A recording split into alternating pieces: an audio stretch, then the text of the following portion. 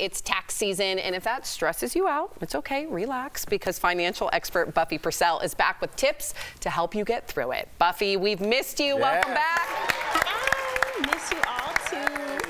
Buffie, I hope you enjoyed the show before this, so laughing at a little Roosevelt impersonation. Yeah. Love it. Oh my gosh, she was so good. Sounds like my dad. It's been my favorite. I love it so much. All right, let's get to it. Before we get started, the man who stole and leaked Donald Trump's tax records was sentenced to 5 years in prison. So how important is it to keep your tax information private, and what's the best way we can do that? I don't know why we had to slip Trump in there, but yeah. It's extremely important to keep your tax information secure. I think that a lot of people's tax information is being leaked with regular folks because they're allowing folks to do their taxes for them. I call it kitchen tax. Everybody now uses, you know, the new tax software, and all of a sudden everyone's a tax accountant and I can do your taxes. And they have all your information, your kid's social, your wage and income statement, your social security numbers, and all of that on their kitchen table. And so any and everybody that comes to their home is snapping pictures and taking it and, you know, going out there and using it. Wow, I never thought about that. That's good to know. Speaking of things we need to know, what should we know about the filing deadlines this year? So tax season began on January 29th and it ends on April 15th, 2024, unless you live in Maine or the state of Massachusetts. They'll have until April 17th because there's Patriots Day and an Emancipation Day state holidays. Oh, okay. Well, let's get to the fun stuff. When can we expect our refunds? You can hurry up and wait, baby. 21 days. And that's if you file electronically and you select direct deposit. And I would hope that everyone's doing that because it's more safe and secure. Don't get a check mailed to you. Don't do it, baby. Ooh, okay. All right, Buffie.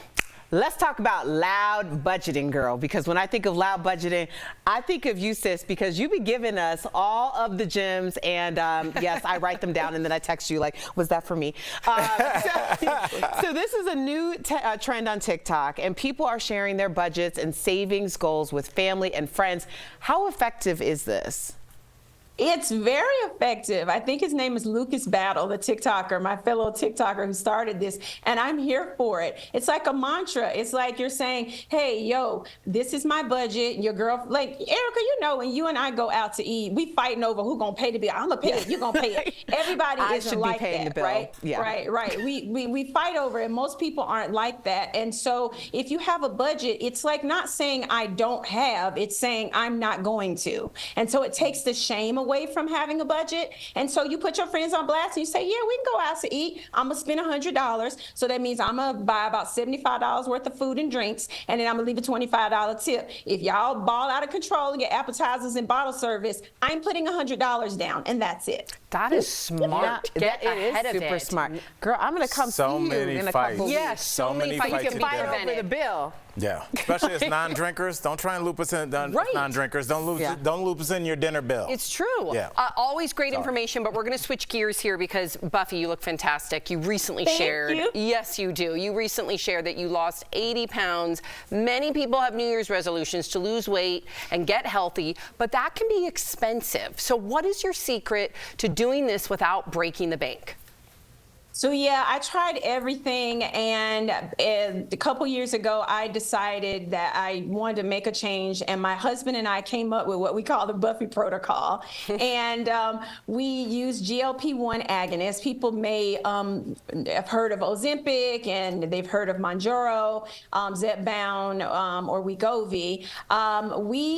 Those can be expensive if your insurance won't pay for it, and so with MRSMD.com, my company, we prescribe the compounded formulations of those meds. And so instead of looking at $1,000 or $1,200 a month to take these meds, it could be as little as $350 a month. And so I did the GLP-1 agonist for 5 months, and I lost weight, but I also started working out with the kettlebell. I put a gym in the house. Shout out to the kettlebells. I changed my diet and exercise, and I also did cognitive behavioral therapy. You know, my husband's a psychiatrist, to get to the root cause of why why I was overeating. And, now here we are. I've kept the weight off now over a year and a half. So. Jeez, everything you touch turns to gold. Thank you so much for joining us, Buffy. DBL Nation, visit mrsmd.com for your personal plan to lose weight and save money, just like Buffy herself. Thank you again, Buffy. Congratulations.